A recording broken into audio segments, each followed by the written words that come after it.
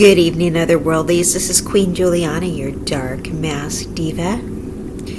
So today I'd like to talk about people who are feeling compelled to put you on task. Now you're like, what are you talking about? What does that mean? I'm talking about anytime you tell someone about something, some idea you have, or just something's going on, or any situation where you're just doing something and people think you're not doing anything, you look like you're relaxing too much, or something like that, and someone basically starts trying to give you a little job, or tries to tell you what to do, or basically tries to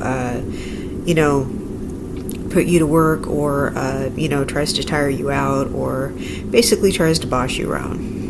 Okay, so I'm gonna sort of talk about where that's coming from. Sometimes these people could be somebody who lives with you, or somebody who's a family member, or just somebody that you run into at the store, or somebody like that. It could be somebody close to you, or just somebody who is in your community. A lot of the time, if you're in a relationship dynamic with this person, there's usually an imbalance of power in the relationship, and the person who is trying to put you on task or boss you around, they feel like you have more power than they do. So they're trying to regain power in the relationship by telling you what to do. Okay. So they are trying to somehow put you to work. They're trying to boss you around. They're trying to reestablish a feeling of power by trying to basically tell you what to do. Okay. So they feel like you have more power in the relationship, and they are just trying to feel better about themselves by, dominating you, basically, by telling you what to do. So it is their anxiety. It is, they feel that you are too good for them. All right. So this isn't when someone is asking you to do something for them. Like, can you please get that for me? Can you please do this for me? No, it's when they're basically trying to boss you around and tell you what to do. Okay, so there's a difference. Okay, it's one thing if you like doing things for your partner, but this is another thing where they're basically trying to boss you around and run you around and that kind of thing. Okay. Because in some households, one partner likes to do a lot of things for the other partner. This is a whole different thing where one person is just bossing the other person around. Okay, so this is a different dynamic.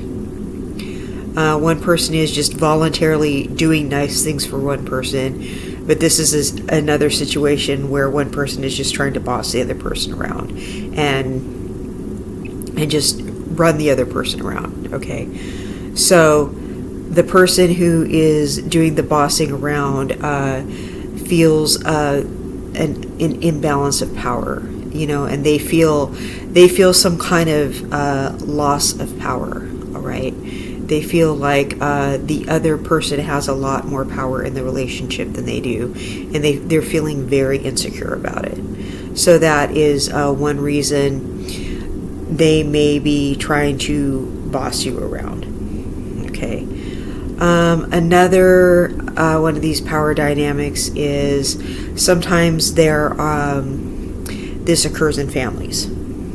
All right. There is like a vying of power in families where there may be one person who's a little more passive than the rest of the family for whatever reason. Okay, and it may have started in early childhood where there's just one person who was a lot more quiet than the rest of the family. They're just like the nice person of the family.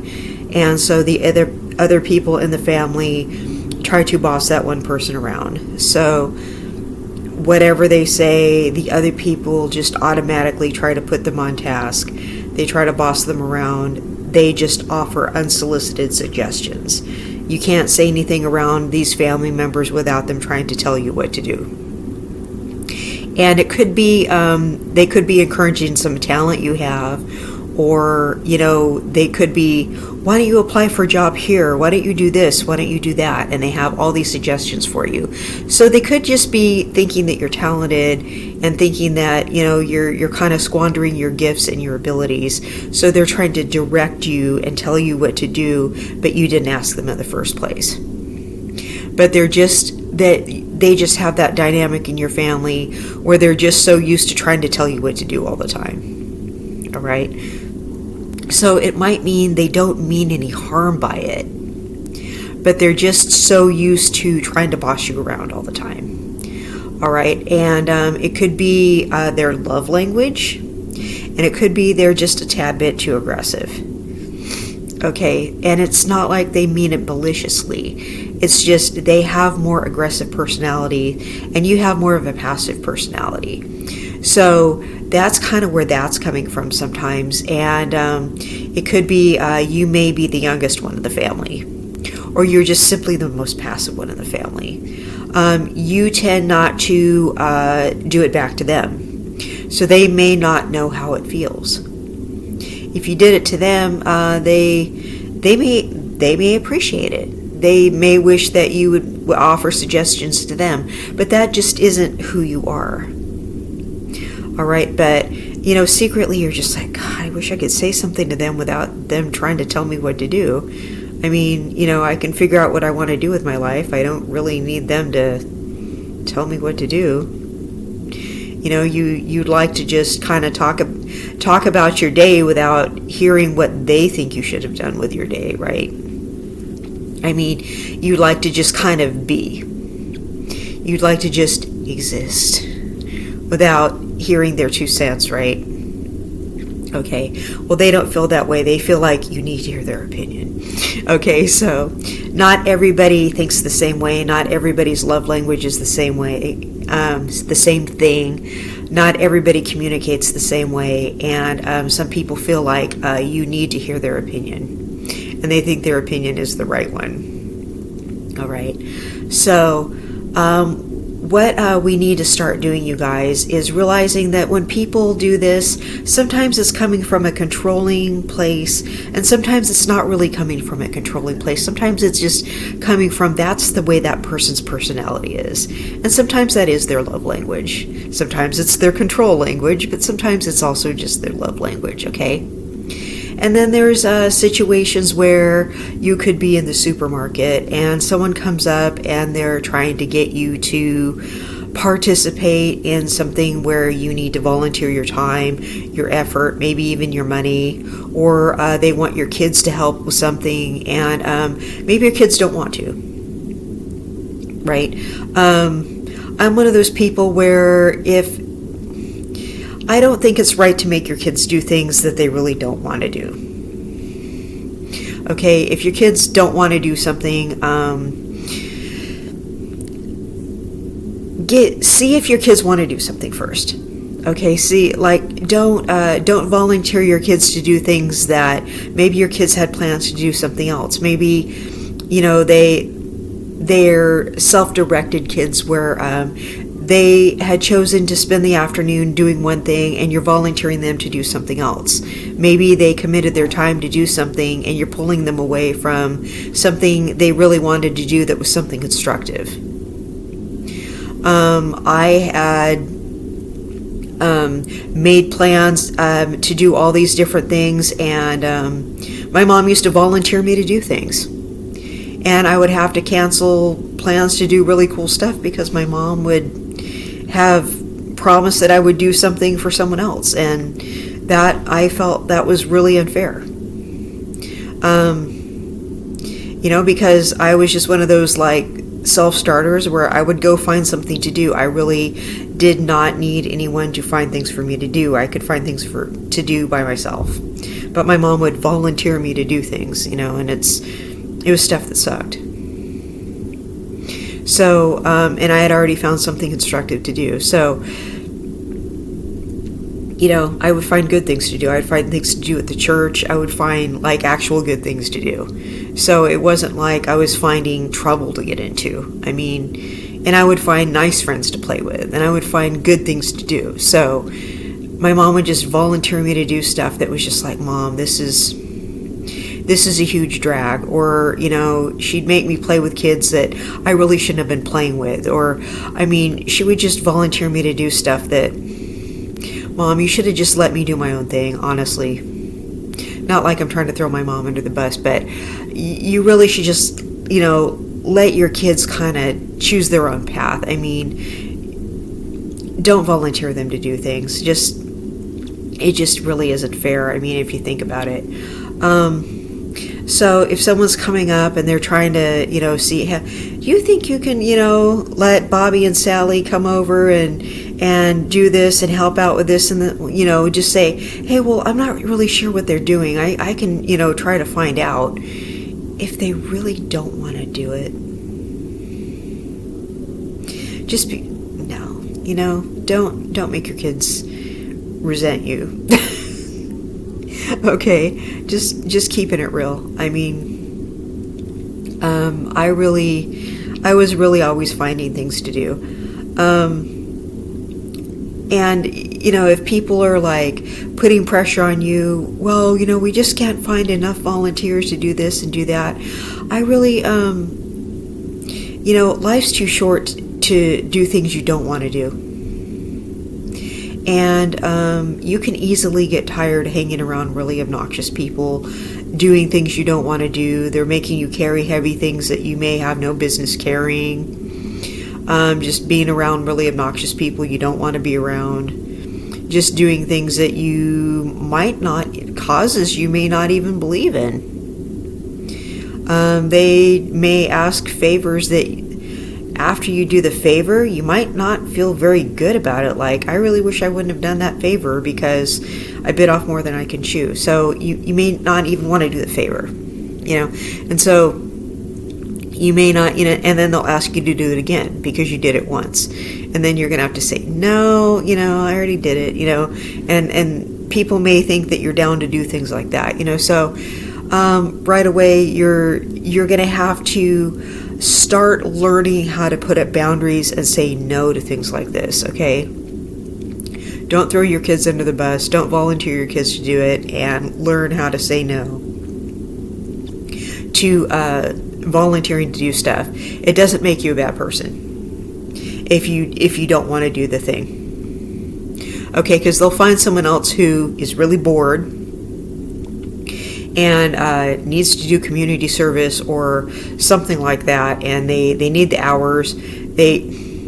Somebody is going to do it, okay? Somebody's going to be bored. Somebody's going to do it. So it's not you, okay? Don't even be guilted into doing it, okay? I'm just saying. So it's okay to say no. So for the people who are trying to put you to task, you may say, I have this idea and blah, blah, blah. They're going to jump in and say, well, you need to do this and this and this and this. It's okay to say, no, I really don't need to do that. I just had this idea. And it's just an idea. And I was just saying it aloud. I actually don't need to do that. But, I just wanted you to hear the idea. That's all you need to say. And you don't need to, come for him. You don't need to, clap back at him. You don't need to be, having an attitude with him or anything like that. You just need to say, no, I actually don't need to do that. But, I just wanted you to hear the idea. And you can smile when you say it, and you can be nice when you say it. And, it was just an idea I wanted you to hear. And letting them know that you actually don't need to do things. And letting them know in a loving way, in a nice way. And just, so people don't need to always buy into the idea that things always have to have a product. People think that you always have to make something and there needs to be some kind of finished product for something to have value. No, sometimes you just want somebody to hear your cool idea. Like, hey, I came up with this really cool idea. Like, what do you think of this cool idea? We don't necessarily have to do anything with a cool idea. It was just something I was like throwing around in my head. Maybe we could turn it into some other cool idea sometime, but I was just thinking about it. No, we don't, I don't need to be put to task. I don't need to do all this hard work. It's just a cool idea. Maybe you can do something with it. If they think it's worth doing something, maybe they need to put the work in. But other people don't need to tell you to do a whole bunch of hard work if you don't want to. See, it's other people telling you to do a bunch of hard work. That sounds really like not cool. I mean, if you wanted to do a bunch of hard work, you would, right? Right? So you don't want other people putting you to task, making you do a bunch of hard work. Because you would have already if you wanted to, right? And you probably wouldn't have told anyone about it. You probably would have said, I really wanted to do this project, and you probably would have done the project, and no one would have known about it until you were done. You probably wouldn't have thrown an idea at someone. Okay, so, I mean, that's how I roll. When I want to do something, I don't tell other people about it. I just kind of do it, and nobody knows about it until I'm done, and I'm like, finished product. And everyone goes, wow, that's really cool. I mean, I don't talk about it. I just go and do something. So other people don't need to tell you what you need to do. I mean, you know, we get to this point where we're self-directed and we don't need to be bossed around, right? We're adults. So if you have a controlling partner, you need to sit them down and look them in the eye and let them know you are an adult. And that the relationship is not going to sustain itself if they feel the need to boss you around. Tell them it's not okay. Use I statements. I feel disrespected that you think it's okay to boss me around. It's not okay with me that you talk to me like this. I'm not going to be able to be with you if you try to boss me around like this. It's not okay. Now, personally, when people try to boss me around, like in a relationship, I'm not a nice person. I've said insulting things to the person who bosses me around in a relationship, and I'm not going to repeat them on my show. But they were some pretty cold-blooded things. So I'm not going to tell you what was said because they'll probably take the video down. But the healthy thing to do is use I statements. Let them know it's just not acceptable and that you can't be in the relationship if the person's going to treat you like that. Say, I suspect you have some anxiety and that's why you're acting like that. Is that right? Is there some reason you don't feel okay just letting me do my own thing? And I suspect you need to find something else to do. Do you need me to find you something to do? You know, so a good thing to do is to keep that person busy. That person needs to do something else so they're not bossing you around. The person who used to boss me around, I used to tell them they needed to find something else to do. I go, I need you to find something else to do right now because your behavior's not okay with me. And that was the nicest way that I could put it. And then I said some other things, and the relationship didn't work out, obviously, because that person just had control issues, and there was a whole lot of other control issues in the relationship, and you can't be with somebody who has that level of insecurity. But I tried to use a lot of I statements, and I also did a lot of other toxic things to that person because they kept trying to control me. So I had to get away from that person. I did not react well to that person trying to control me. But I'm just not one of those people that reacts well to it. But I don't think anyone really reacts well to it. But in hindsight, I think I would have used more I statements and just let them know it wasn't okay. The me now, the more mature me, the me that knows how to communicate better, I just would have used more I statements and just let them know, the relationship wouldn't survive if they kept doing it. But at the time, there was more reacting. But I just basically had to just plan and plot and get away. And that's because nobody really wants to be around that. But just know that not everybody who is trying to put you on task and everything like that is trying to control you. They are trying to control you, but it's not necessarily coming from a malicious place. But some people are coming from a deep-seated anxiety, while other people are just coming from they're used to being able to tell other people what to do. And you just have to just gently remind them that that this isn't one of those times. And that, no, I don't really need to do that. But you say it in a nice way. And I've said it in a nice way, and they're like, oh, okay. And they didn't take offense to it. And because they didn't mean it maliciously.